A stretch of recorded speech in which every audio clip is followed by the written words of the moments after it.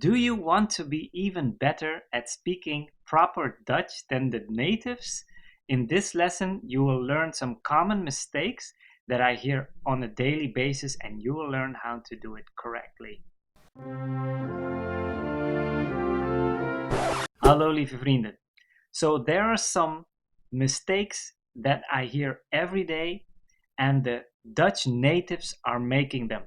So I've always been fascinated about the Dutch language, which means I was always extra observant in how people use the language. So what I have often noticed is that people tend to make the same common mistakes. And in this lesson, you will learn every one of them. And there are just a few, but they're, in my opinion, big mistakes. By the way, please don't forget to like and subscribe so I can continue bringing this content on a daily basis. The first one is hun versus hen. And in English, that would be theirs versus them. So in Dutch, these two are often confused. And the correct way of using it is if you want to say something is theirs, you will use hun.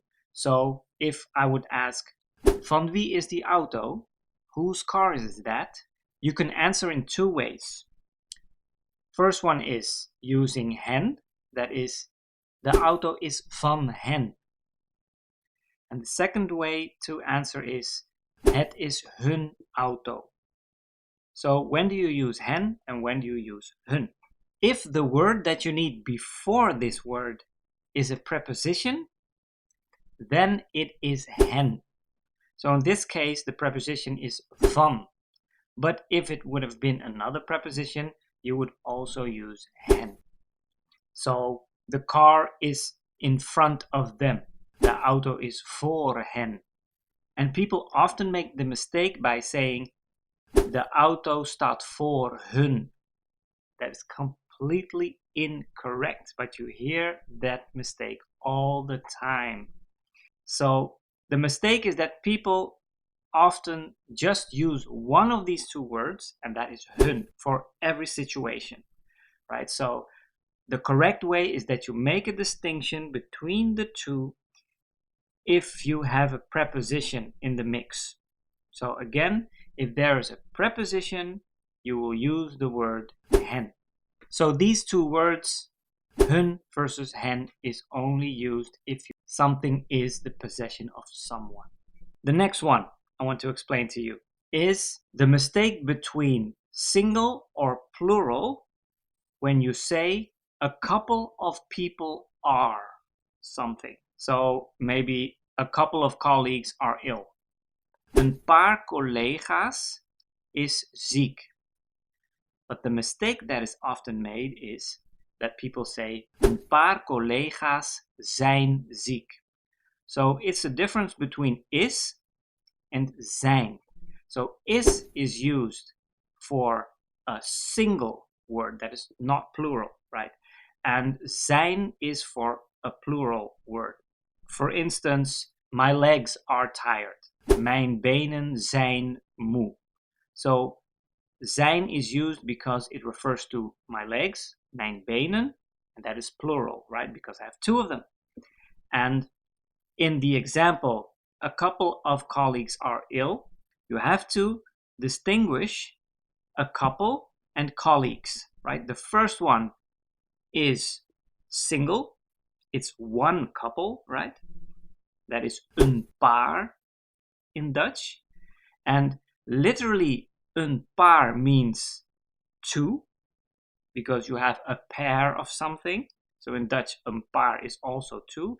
But people use it all the time to just say that you have some of it, right? So een paar can also be used when you have three or four. It just means you have a few. So a couple of colleagues are ill. Een paar is one, één paar. And the other word is colleagues, that is plural. But the verb to be, you use after that word, colleagues. To what does it refer? It refers to the couple, because you don't have colleagues who are ill. No, you have a couple of colleagues who are ill. So the verb to be refers to the first part. So the correct sentence is een paar collega's is ziek. And people make this mistake so often, and people are also used to hearing this mistake, that they will even fight you up for it, that their incorrect way of saying it is the correct way. Believe me, I have experienced this. The next one is receiving a present from someone. If someone has their birthday and they get presents, often people ask the birthday boy or girl what they got for their birthday. So you can ask, wat heb je gekregen voor je verjaardag? What did you get for your birthday? So this is the correct sentence. But what do people often say? Wat heb je gehad voor je verjaardag? So that is the verb krijgen, that is receiving or getting, and hebben, that is to have. So it's a past perfect of to have. Hebben. So people tend to say, wat heb je gehad? Which literally would mean, what did you have? So it refers to something that happened in the past and you don't have it anymore. But usually when you receive a present and the next day someone asks you what you got for your birthday, you still have it in your possession, right? So you didn't have it at some point in the past and you don't have it anymore. So it's incorrect to say, wat heb je gehad voor je verjaardag? It's correct to say, wat heb je gekregen voor je verjaardag? And the final one I want to explain to you is als versus dan. And in English that is as versus than with a A. So this is used when you make a comparison, right? So if you make a comparison and the two that you compare are equal, then you use als. And if they are different, then you use dan. So if I would say I'm older than he is, then I would say ik ben ouder dan hij. Because there's a difference. If I would say I am the same age as him, then the Dutch sentence is ik ben even oud als hij. So that's the difference, right? But the mistake that people make is that they use als every time. So even when you make a comparison and there's a difference, they still use als.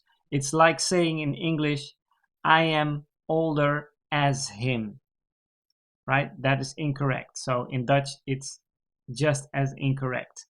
But the people who make that mistake, they just don't know the correct rule and they use als every time.